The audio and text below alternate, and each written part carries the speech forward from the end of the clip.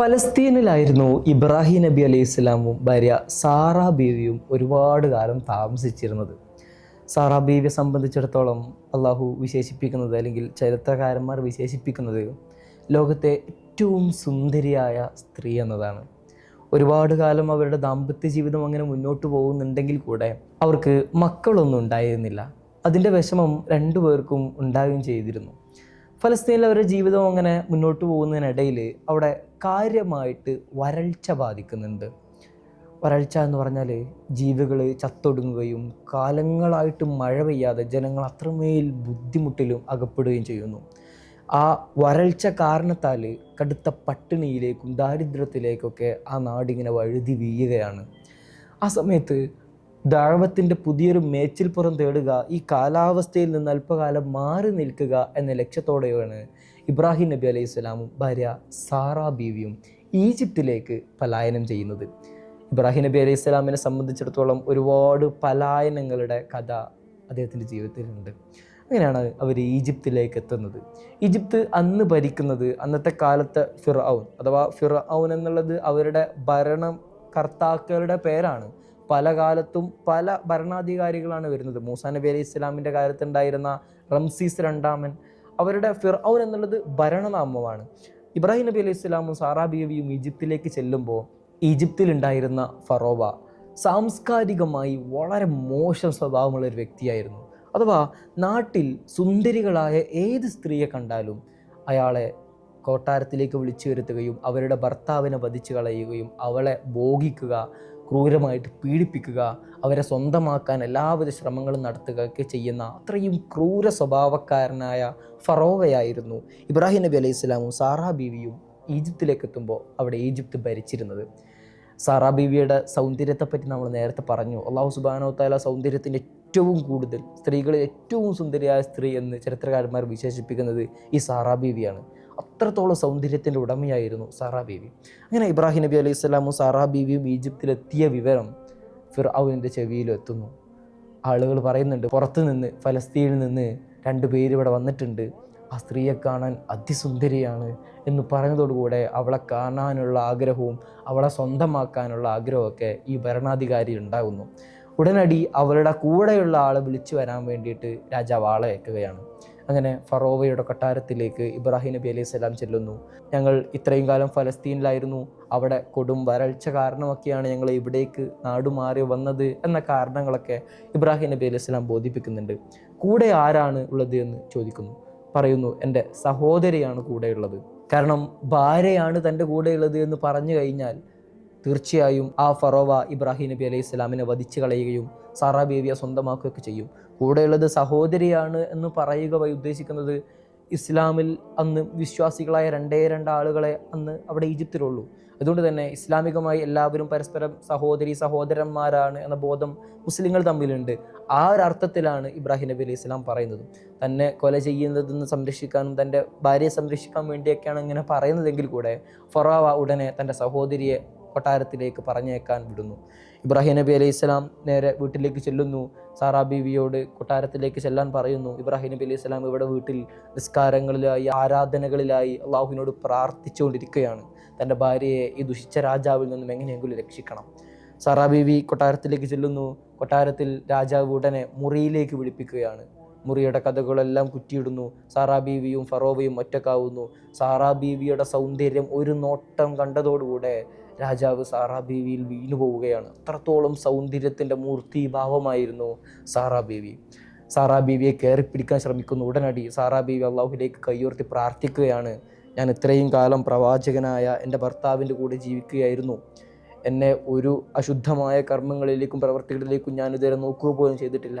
എൻ്റെ ഔചിത്യത്തെ, ഔദാര്യത്തെ ഈ രാജാവുമായി തകർത്ത് കളയാൻ ഒരിക്കലും സമ്മതിക്കരുതേ എന്ന് അള്ളാഹുവിനോട് കരഞ്ഞു പ്രാർത്ഥിക്കുകയാണ്. അള്ളാഹു ഉടനടി സാറാ ബീവിയുടെ പ്രാർത്ഥനയ്ക്ക് ഉത്തരം നൽകുകയാണ്. വീട്ടിൽ ഇബ്രാഹിം നബി അലൈഹി സ്വലാമും പ്രാർത്ഥിച്ചുകൊണ്ടിരിക്കുകയാണ്. മുന്നിൽ നിൽക്കുന്ന ഫറോവ ചലനശേഷിയറ്റ് നിലത്ത് വീണുപോകുന്നു. എഴുന്നേൽക്കാൻ സാധിക്കുന്നില്ല. അപസ്മാര രോഗം പിടിപെട്ടതുപോലെ വായിൽ നിന്നും മൂക്കിൽ നിന്നൊക്കെ നുരയും പതയൊക്കെ വന്ന് ആ ഫറോവ പെരുമാറുകയാണ്. എഴുന്നേൽക്കാനാവുന്നില്ല. സാറാ ബീവിക്ക് പേടിയുണ്ടാവുന്നു. കാരണം അവർ 2 പേരും മാത്രമേ മുറിയിലുള്ളൂ. ഫറോവക്ക് എങ്ങാനും എന്തെങ്കിലും സംഭവിച്ചു കഴിഞ്ഞാൽ തൻ്റെ ജീവൻ തന്നെ അത് അപകടത്തിലാവുമെന്ന് മനസ്സിലാക്കിയ സാറാ ബീവി അള്ളാഹുവിനോട് വീണ്ടും പ്രാർത്ഥിക്കുന്നു, എങ്ങനെയെങ്കിലും ജീവിതം തിരിച്ചു കൊടുക്കണം, മരിപ്പിക്കരുത്. ഉടനടി ആരോഗ്യം ശരിയാവുന്നു. ഫറോവ എഴുന്നേറ്റ് നിൽക്കുന്നു, വീണ്ടും സാറാ ബീവിയെ കയറി പിടിക്കാൻ ശ്രമിക്കുന്നു. സാറാ ബീവി വീണ്ടും പ്രാർത്ഥിക്കുന്നു, ഇതുപോലെ പഴയ പടിയിലേക്ക് തന്നെ മാറ്റുകയാണ്. സാറാ ബീവി ഭയന്നുകൊണ്ട് വീണ്ടും പ്രാർത്ഥിക്കുകയും മൂന്നാമത്തെ തവണയും എഴുന്നേറ്റ് നിന്ന് സാറാ ബീവിയെ കയറി പിടിക്കാൻ ശ്രമിക്കുമ്പോൾ വീണ്ടും ഇതുപോലെ പ്രാർത്ഥിക്കുകയാണ്, ചലനമറ്റ് വീഴുന്നു. നാലാമത്തെ പ്രാവശ്യം എഴുന്നേറ്റതോടെ ഫറോവക്ക് കാര്യം മനസ്സിലായി, ഇത് സാധാരണ ഒരു സ്ത്രീയല്ല, എൻ്റെ മുന്നിൽ നിൽക്കുന്നത് കേവലം നമ്മൾ കണ്ട പോലെ ഒരു സ്ത്രീയല്ല, ഇത് ദൈവവുമായിട്ട് അത്രയും ബന്ധമുള്ള, അവൾ ചോദിക്കുമ്പോഴേക്കും പ്രാർത്ഥനയ്ക്ക് ഉത്തരം നൽകുന്ന ഒരു അത്ഭുത സ്ത്രീയാണ്. ഇവരിൽ പ്രവാചകന്മാർ ഇവിടെ കൂടെയുണ്ട് എന്നൊക്കെയുള്ള യാഥാർത്ഥ്യ ബോധം വരുന്നു. എല്ലാവിധ സംരക്ഷണങ്ങളോടുകൂടെ സാറാ ബീവിയെ തിരിച്ചു പോകാൻ സമ്മതിക്കുകയാണ്. മാത്രമല്ല ഈ ഒരു വലിയ അനുഗ്രഹത്തിൻ്റെ കൂടെ അവരൊരു സമ്മാനം കൂടെ പറഞ്ഞേക്കുകയാണ്. സമ്മാനമായിട്ട് ആ ഫറോവ സാറാ ബീവിക്ക് കൊടുത്തയക്കുന്നത് ചരിത്രകാരന്മാർ പറയുന്നുണ്ട്, തൻ്റെ മകളെയാണ്. അഥവാ രാജകൊട്ടാരത്തിൽ രാജകുമാരിയായി വാഴുന്ന ഹാജറ എന്ന സ്ത്രീയെയാണ്. ഹാജറ എന്നാൽ സമ്മാനം എന്നാണ് അർത്ഥം. അവരുടെ യഥാർത്ഥ നാമം അതല്ല എന്നാണ് ചരിത്രകാരന്മാർ പറയുന്നത്. പല അഭിപ്രായങ്ങൾ അവരുണ്ട്. അതിലേറ്റവും പ്രധാനപ്പെട്ട അഭിപ്രായം അത് ഈ രാജാവിൻ്റെ മകളാണ്, രാജകുമാരിയാണ്. ഏതെങ്കിലും ഒരു രാജകുമാരനെ വിവാഹം ചെയ്ത് അവൾ ഈ വല്ല കൊട്ടാരത്തിലൊക്കെ കഴിയുന്നതിന് പകരം ഈ ഫറോവ ആഗ്രഹിക്കുന്നത് ഇത്രത്തോളം പവിത്രമായ വിശുദ്ധയായ സ്ത്രീയുടെ കൂടെ തൻ്റെ മകൾ കഴിയണമെന്നാണ്. അതുകൊണ്ട് തന്നെ ഈ സാറാ ബീവിക്ക് സമ്മാനമായിട്ട് തൻ്റെ മകളെ ആ ഫറോവ നൽകിയെന്നാണ് പല ചരിത്രകാരന്മാർ അഭിപ്രായപ്പെടുന്നത്. ചിലരൊക്കെ പറയുന്നത് തൻ്റെ കൊട്ടാരത്തിൽ സേവകയായിട്ടുണ്ടായിരുന്ന ഒരു സ്ത്രീയെയാണ് സമ്മാനമായിട്ട് നൽകിയത്. ഹജറ ബീവി കൊട്ടാരത്തിലെ സേവകയായിരുന്നു. രണ്ട് തരത്തിലുള്ള വായനകളും നമ്മൾ കാണുന്നുണ്ട്. ഏറ്റവും പ്രബലമായി നമുക്ക് മനസ്സിലാക്കുമ്പോഴും ചിന്തിച്ചാൽ യുക്തിപൂർണമായൊക്കെ തോന്നുന്നത് അത് രാജാവിൻ്റെ കൊട്ടാരത്തിൽ വളർന്നിരുന്ന രാജകുമാരിയെയാണ് കൂടെ സമ്മാനമായിട്ട് കൊടുത്തയക്കുന്നത്. സാറാ ബീവി തനിക്ക് കിട്ടിയ സമ്മാനവുമായിട്ട് ഹജറ ബീവിയെയും ചേർത്ത് പിടിച്ചുകൊണ്ട് ഇബ്രാഹിം നബി അലൈഹി സ്വലാമിൻ്റെ വീട്ടിലേക്ക് ചെല്ലുകയാണ്. ഇബ്രാഹിം നബി അലൈഹി സ്വലാം അപ്പോഴും പ്രാർത്ഥനയിൽ കഴിയുകയാണ്, തൻ്റെ ഭാര്യയ്ക്ക് എല്ലാവിധ സംരക്ഷണത്തിനും വേണ്ടി. ഇബ്രാഹിം നബി അലൈഹി സ്വലാം വരുന്ന സാറാ ബീവിയെയും കൂടെയുള്ള ഹജറ ബീവിയൊക്കെ കണ്ടിട്ട് അള്ളാഹുവിൽ നന്നായിട്ട് സ്തുതിക്കുന്നുണ്ട്. കാരണം ജീവൻ തിരിച്ചു കിട്ടി, പോറൽ പോലും ഏൽക്കാതെ തൻ്റെ ഭാര്യ തിരിച്ചു വന്നിരിക്കുന്നു. നടന്ന സംഭവങ്ങളെല്ലാം വിശദീകരിച്ചു കൊടുക്കുന്നു. അള്ളാഹുവിലേറെ സ്തുതിക്കുകയും സുജൂദിൽ കിടക്കുകയൊക്കെ ചെയ്യുന്നുണ്ട്. കാലങ്ങൾ അങ്ങനെ കഴിഞ്ഞുപോയി. ഹജറ ബീവിയെ സംബന്ധിച്ചിടത്തോളം പുതിയൊരു ജീവിതത്തിലേക്ക് കടന്നു വന്നിരിക്കുകയാണ്. സാറാ ബീവി ആണെങ്കിൽ തനിക്കും തൻ്റെ ഭർത്താവിനും ഏറെ പ്രായം ചെന്നിട്ടുണ്ട്, ഇതുവരെ മക്കളൊന്നും ഉണ്ടായിട്ടില്ല. അതുകൊണ്ട് തന്നെ ഇബ്രാഹിം നബി അലൈഹി സ്വലാമിനോട് പറഞ്ഞ് തൻ്റെ കൂടെയുള്ള ഈ സമ്മാനമായി കിട്ടിയ ഹാജറ ബീവിയെ വിവാഹം കഴിക്കാൻ പറയുകയാണ്. കാരണം വിവാഹം ചെയ്തു കഴിഞ്ഞാൽ അവരിലെങ്ങാനും ഒരു മക്കൾ ഉണ്ടായിക്കഴിഞ്ഞാൽ തനിക്ക് കൂടെ ഒരു മകളുണ്ടാവുമല്ലോ എന്നുള്ള വലിയ പ്രതീക്ഷയിലായിരുന്നു സാറാ ബീവി ഈ ഹജറ ബീവിയെയും തൻ്റെ ഭർത്താവായിരുന്ന ഇബ്രാഹിം നബി അലൈഹി സ്വലാമിനെയും വിവാഹം കഴിപ്പിക്കുന്നത്. വിവാഹം കഴിഞ്ഞ് ഒരു വർഷമായപ്പോഴേക്കും ഹാജറ ബീവി ഗർഭിണിയാകുന്നു. പക്ഷേ ഈ ഗർഭിണിയായിരിക്കുന്ന അവസ്ഥയിൽ ഹാജറ ബീവിയെ സംബന്ധിച്ചിടത്തോളം അവരും ഇബ്രാഹിം നബി അലൈഹി സ്വലാമും വളരെ മനോഹരമായ സന്തോഷത്തോടെയാണ് കഴിഞ്ഞു പോയതെങ്കിൽ കൂടെ സാറാ ബീവിക്ക് അത് കാര്യമായിട്ടുള്ള അസൂയയിലേക്ക്, അല്ലെങ്കിൽ ഒരു സ്ത്രീ സഹജമായ സ്വന്തം ഭർത്താവിന് തന്നെക്കാൾ കൂടുതൽ ഇഷ്ടം ഈ ഗർഭിണിയായിരിക്കുന്ന, അല്ലെങ്കിൽ ഈ മകൻ വരാൻ പോകുന്ന, അല്ലെങ്കിൽ മകൾ വരാൻ പോകുന്ന തൻ്റെ മറ്റ് ഭാര്യയാണെന്ന് അറിഞ്ഞതോടുകൂടെ സ്വാഭാവികമായിട്ടൊരു ദേഷ്യം ഹാജറ ബീവിയോട് തോന്നുകയാണ്. ഹാജറ ബീവിയെ സംബന്ധിച്ചിടത്തോളം വളരെ കുലീനയായ, വളരെ മാന്യമായിട്ട് പെരുമാറുന്ന, കൂടെയുള്ള മറ്റ് ഭാര്യയായിരുന്ന സാറാ ബീവിയുടെ അത്രത്തോളം സ്നേഹത്തോടെ വർത്തിച്ചിരുന്ന സ്ത്രീയായിരുന്നു. എങ്കിലും ഇങ്ങനെ ഒരു മകൻ വരാൻ പോകുന്നു, ഗർഭിണിയാകുന്നു എന്നുള്ള വിവരമാണ് അവരത്രത്തോളം തളർത്തിക്കളഞ്ഞത്. കാലങ്ങൾ അങ്ങനെ കഴിഞ്ഞു പോകുന്നു. ഹാജറ ബീവി പ്രസവിക്കുകയാണ്. ഇസ്മായിൽ നബി അലൈഹി സ്വലാം, അടുത്തൊരു പ്രവാചക പുത്രനാണ് അവർ ജന്മം നൽകുന്നത്. കാലങ്ങൾ അങ്ങനെ കഴിഞ്ഞുപോയി. ഈ സാറാ ബീവിക്കും ഹാജറ ബീവിക്കും ഇടയിലുള്ള ഈ ഒരു ദൂരം ഇങ്ങനെ വർദ്ധിച്ചുകൊണ്ടിരിക്കുകയാണ്. ആ ഇടക്കാണ് ഇബ്രാഹിം നബി അലൈഹി സ്വലാമിന് അള്ളാഹു അടുത്തൊരു കൽപ്പന നൽകുന്നതും മകനെയും ഭാര്യയെയും വിദൂരതയിലുള്ള മക്കയിലേക്ക് കൊണ്ടു ചെന്നാക്കാൻ കൽപ്പിക്കുകയാണ്. അള്ളാഹു സുബ്ഹാനഹു വ തആലയുടെ കൽപ്പന ശിരസ വഹിച്ചുകൊണ്ട് ഒരു തോൽപാത്രത്തിൽ വെള്ളവും മറ്റൊരു തോൽപാത്രത്തിൽ ഈന്തപ്പഴവുമായി കൊണ്ട് ഇബ്രാഹിം നബി അലൈഹി സ്വലാം തൻ്റെ ഭാര്യയെയും മകനെയും കൂട്ടി മക്കയിലേക്ക് ചെല്ലുന്നു. അവിടെ അന്ന് ആൾപ്പാർപ്പുകളോ ജനങ്ങളോ ഒന്നുമില്ല. മരുപ്പറമ്പായി കിടക്കുന്ന ഒരു മരുഭൂമി മാത്രമാണ് അന്ന് മക്കയിലുള്ളത്. മലക്കുകൾ കെട്ടിയിരുന്ന കഅബയുടെ ഒരു തറക്കല്ല് മാത്രം അവിടെ അവശേഷിച്ചിരുന്നു. പ്രളയത്തിൽ നശിച്ചു പോയതിൻ്റെ ശേഷിപ്പുകളായിട്ട് അത് മാത്രമേ ഉണ്ടായിരുന്നുള്ളൂ.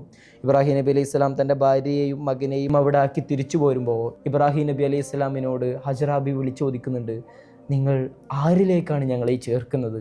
ഞങ്ങളെ ഇവിടെ ഒറ്റക്കാക്കി എവിടേക്കാണ് നിങ്ങൾ പോകുന്നത്? ഇബ്രാഹിം നബി അലൈഹി സ്വലാം തിരിഞ്ഞു പോലും നോക്കുന്നില്ല. 3 പ്രാവശ്യവും അത് ചോദിച്ചിട്ടും ഇബ്രാഹിം നബി അലൈഹി സ്വലാം തിരിഞ്ഞു നോക്കാതെ നടന്നു പോകുമ്പോൾ ഹജറ ബീവി ഉറക്കെ അവസാനമായിട്ട് ചോദിക്കുന്നു, അള്ളാഹു കൽപ്പിച്ചതാണോ ഇത്? ഉടനടി ഇബ്രാഹിം നബി അലൈഹി സ്വലാം തിരിഞ്ഞു നിന്നുകൊണ്ട് തലയാട്ടുന്നു, ഒന്നും പറയുന്നില്ല. അതെ, ഇത് അള്ളാഹുവിൻ്റെ കൽപ്പനയാണ്. അതോടുകൂടെ ഹജറ ബീവിക്ക് ആശ്വാസമാകുന്നു. അള്ളാഹുവിൻ്റെ കൽപ്പനയാണ് ഇത് എങ്കിൽ ഞങ്ങൾക്ക് മറിച്ചൊന്നും ചിന്തിക്കാനില്ല, നിങ്ങൾ ധൈര്യമായിട്ട് പോയിക്കൊള്ളൂ, ഞങ്ങളുടെ കാര്യം അള്ളാഹു നോക്കിക്കൊള്ളും എന്നാണ് ഹജറ ബീവി പറയുന്നത്.